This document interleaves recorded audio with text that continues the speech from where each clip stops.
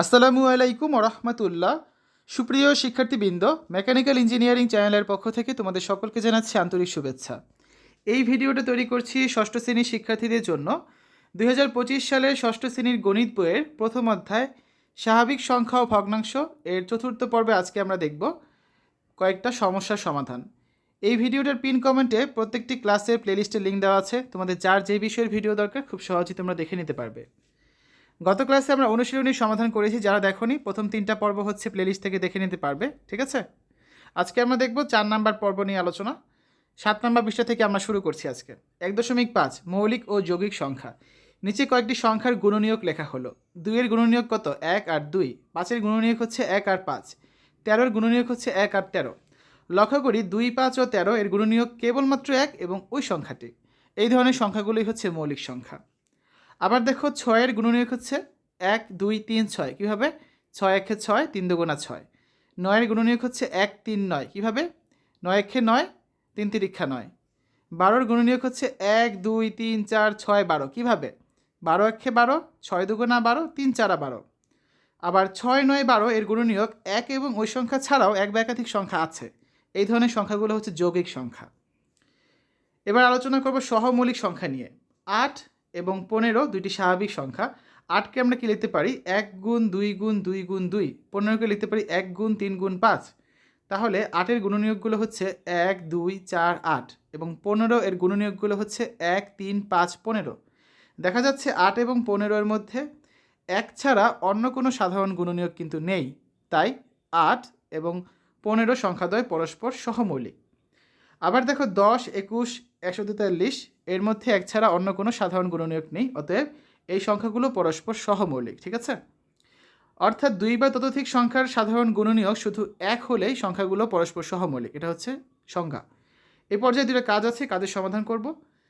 2টা না 3টা কাজ আছে, তা আসলে একটা করে আমরা এই 3টা কাজের সমাধান করে ফেলি। 1 নম্বরে আছে 2 অঙ্ক বিশিষ্ট 10টি মৌলিক সংখ্যা লেখো। দেখো 2 অঙ্ক বিশিষ্ট 10টি মৌলিক সংখ্যা হচ্ছে 11, 13, 17, 19, 23, 29, 31, 37, 41, 43।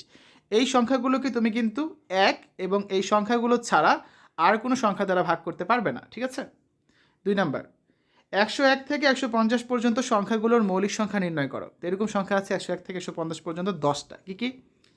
দেখো 101 থেকে 150 পর্যন্ত সংখ্যাগুলোর মধ্যে মৌলিক সংখ্যা হচ্ছে 101, 103, 107, 109, 113, 127, 131, 137, 139, 149, ঠিক আছে। এই যে সংখ্যাগুলো লিখেছি, এই সংখ্যাগুলো কিন্তু তুমি 1 এবং এই সংখ্যা ছাড়া অন্য কিছু দ্বারা কিন্তু ভাগ করতে পারবে না। এই কারণে কিন্তু এগুলো মৌলিক সংখ্যা, ঠিক আছে। যেমন দেখো, ধরো 127, এটাকে তুমি 1 থেকে শুরু করে 127 পর্যন্ত যাও, অন্য কিছু দ্বারা তুমি ভাগ করতে পারবে না, শুধুমাত্র 1 এবং এই সংখ্যাটি অর্থাৎ 127 দ্বারাই ভাগ করতে পারবে। এই জন্য এটাকে মৌলিক সংখ্যা বলা হয়। এরকম 10টি সংখ্যা রয়েছে 101 থেকে 150-এর মধ্যে। 3 নাম্বার, নিচের জোড়া সংখ্যাগুলোর কোনগুলো সহমৌলিক নির্ণয় করো। দেখো একটা একটা করে নিব আমরা। 4 জোড়া সংখ্যা এখানে রয়েছে। প্রথমে ক নাম্বারটা দেখি, 16,28। 16কে আমরা কি লিখতে পারি? 16 একে 16, 8 দুগুণা 16, 4 চারা 16। এগুলো হচ্ছে 16 এর গুণনীয়ক। আর 28কে আমরা লিখতে পারি কি? 28 একে 28, 14 দুগুণা 28, 4 সাতা 28। তাহলে দেখো এখানে 1 মিলেছে, 2ও মিলেছে, 4ও মিলেছে, অর্থাৎ এখানে 1, 2 এবং 4 উপস্থিত দুইটার মধ্যেই। সুতরাং 16 এবং 28 সহমৌলিক নয়। শুধুমাত্র 1 যদি মিলতো তাহলে আমরা সহমৌলিক বলতে পারতাম। খ নাম্বারটা দেখো, 27 এবং 38। 27-এর গুণনীয়ক হচ্ছে 27 একে 27, 3 নং 27। আর 38-এর গুণনীয়ক হচ্ছে 38 একে 38, 19 দুগুণা 38। শুধুমাত্র 1 মিলেছে, আর কিছুই কিন্তু মিলে না। এখানে শুধুমাত্র 1 একটি সাধারণ গুণনীয়ক রয়েছে, তাই 27 এবং 38 হচ্ছে সহমৌলিক। গ নাম্বার 31 আর 43। এখানে 31 একটি মৌলিক সংখ্যা, এর গুণনীয়ক হচ্ছে 1 আর 31। 43ও একটি মৌলিক সংখ্যা, এর গুণনীয়ক হচ্ছে 1 আর 43। তাহলে আমরা কি বলতে পারি? শুধুমাত্র এখানে একটি 1 সাধারণ রয়েছে, সাধারণ গুণনীয়ক, তার মানে 31 এবং 43 হচ্ছে সহমৌলিক। সর্বশেষ ঘ নাম্বারে আছে 210,143। এখানে 210-এর গুণনীয়ক হচ্ছে 1 গুণ 210, 2 গুণ 105, 3 গুণ 70, 5 গুণ 42, 6 গুণ 35, 7 গুণ 30, 10 গুণ 21, 14 গুণ 25। এগুলো সব হচ্ছে 210-এর গুণনীয়ক। 143-এর গুণনীয়ক হচ্ছে কত?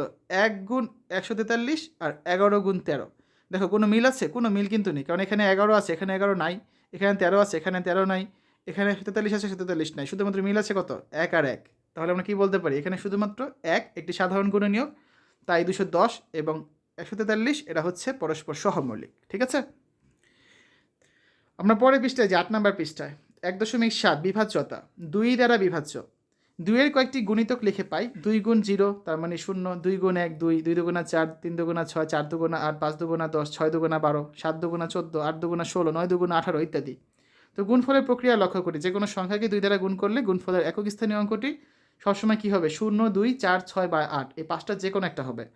সুতরাং কোনো সংখ্যার একক স্থানীয় অঙ্ক 0, 2, 4, 6 বা 8 হলে সেই সংখ্যাটি 2 দ্বারা বিভাজ্য হবে। এরূপ সংখ্যাকে আমরা জোড় সংখ্যা বলে জানি। অর্থাৎ কোনো সংখ্যার একক স্থানীয় অঙ্কটি 0 অথবা জোড় সংখ্যা হলে প্রদত্ত সংখ্যাটি 2 দ্বারা বিভাজ্য হবে। এবার আলোচনা করব 4 দ্বারা বিভাজ্য নিয়ে। 3512কে স্থানীয় মানে লিখলে কি হয়, এই 2 এর জন্য হচ্ছে 2, 1 আছে দশকের ঘরে তার মানে 10, 5 আছে শতকের ঘরে তার মানে 500, 3 আছে হাজারের ঘরে তার মানে 3000। সবগুলো যোগ করলে দেখবে 3512 কিন্তু হবে। এখানে 10 4 দ্বারা বিভাজ্য নয়, এই যে 10 যেটা আছে, কিন্তু দশমিকের বাম দিকের যে কোনো অঙ্কের স্থানীয় মান 4 দ্বারা বিভাজ্য। ঠিক আছে, আবার 3512 দশকের বাম দিকের যে কোনো অঙ্ক হচ্ছে তোমার 4 দ্বারা বিভাজ্য হবে। আর 3512 সমান কী লেখা যায়, 3000 যোগ 500 যোগ 12।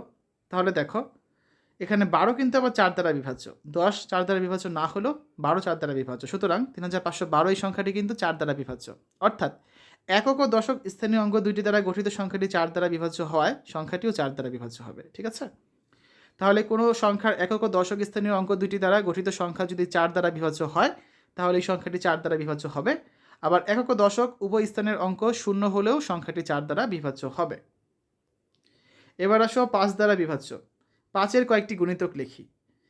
5 গুণ 0 তার মানে 0, 5 একে 5, 5 দুগুণা 10, 3 5 15, 4 5 20, 5 5 25, 6 5 30, 7 5 35, 8 5 40, 9 5 45।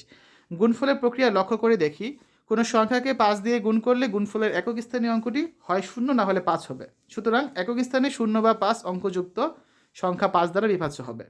তাহলে কোনো সংখ্যার একক স্থানীয় অঙ্ক 0 বা 5 হলে সেই সংখ্যাটি 5 দ্বারা বিভাজ্য হবে, এই কথা আমরা বলতে পারি। 9 নম্বর পৃষ্ঠায় যাই, 3 দ্বারা বিভাজ্য। 147, এখানে 7-এর স্থানীয় মান কত, 7, 4 হচ্ছে দশকের স্থানীয় ঘরে আছে তার মানে 4 10 40, আর 1 আছে শতকের স্থানীয় ঘরে তার মানে 100। এবং 40কে আমরা কি লিখতে পারি, 36 যোগ 4 অর্থাৎ 3 তিরিখা 9, 4 নং 36 যোগ হচ্ছে 4। আর 100কে লিখতে পারি 99 যোগ 1 তার মানে 3 তিরিখা 9, 9 11 99 যোগ হচ্ছে 1। এখানে 3 গুণ 3 গুণ 4 এবং 3 গুণ 3 গুণ 11 সংখ্যাগুলো 3 দ্বারা বিভাজ্য এবং একক দশক ও শতক স্থানীয় অঙ্কগুলোর যোগফল কত, 1 যোগ 4 যোগ 7 তার মানে 12, যেটাও 3 দ্বারা বিভাজ্য। অতএব 147 সংখ্যাটিও কিন্তু 3 দ্বারা বিভাজ্য। আবার 148 সংখ্যাটি বিবেচনা করি, এখানে একক স্থানীয় অঙ্ক হচ্ছে 8, দশক স্থানীয় অঙ্ক হচ্ছে 40 আর শতক স্থানীয় অঙ্ক হচ্ছে 100। তো 40কে লিখতে পারি সেমভাবে 36 যোগ 4, 3 গুণ 3 গুণ 4 যোগ 4, আর 100কে লিখতে পারি 99 যোগ 1 তার মানে 3 গুণ 3 গুণ 11 যোগ 1। তাহলে এখানে 3 গুণ 3 গুণ 4 এবং 3 গুণ 3 গুণ 11 সংখ্যাগুলো 3 দ্বারা বিভাজ্য, কিন্তু একক দশক ও শতক স্থানীয় অঙ্কগুলো যোগফল কত হবে, 1 আর 4 যোগ করলে 5, 5 আর 8 যোগ করলে 13, যেটা আবার 3 দ্বারা বিভাজ্য নয়। অতএব 147 সংখ্যাটি কিন্তু 3 দ্বারা বিভাজ্য নয়। তাহলে আমরা কি বলতে পারি, কোনো সংখ্যার অঙ্কগুলোর যোগফল 3 দ্বারা বিভাজ্য হলে ওই সংখ্যাটিও 3 দ্বারা বিভাজ্য হবে। 6 দ্বারা বিভাজ্য। কোনো সংখ্যা 2 এবং 3 দ্বারা বিভাজ্য হলে সংখ্যাটি 6 দ্বারা বিভাজ্য হবে। 9 দ্বারা বিভাজ্য। 378 সংখ্যাটি বিবেচনা করি, দেখো এখানে 8-এর জন্য একক স্থানীয় মান হচ্ছে 8, 7-এর জন্য দশক স্থানীয় মান 70, আর 3-এর জন্য শতক স্থানীয় মান হচ্ছে 300। 3টা যোগ করলে 378ই হয়। তাহলে 70কে আমরা কী লিখতে পারি, 63 যোগ 7 তার মানে 7 নং 63 যোগ 7, আর 300কে লিখতে পারি 297 যোগ 3 তার মানে 33 গুণ 9 যোগ 3।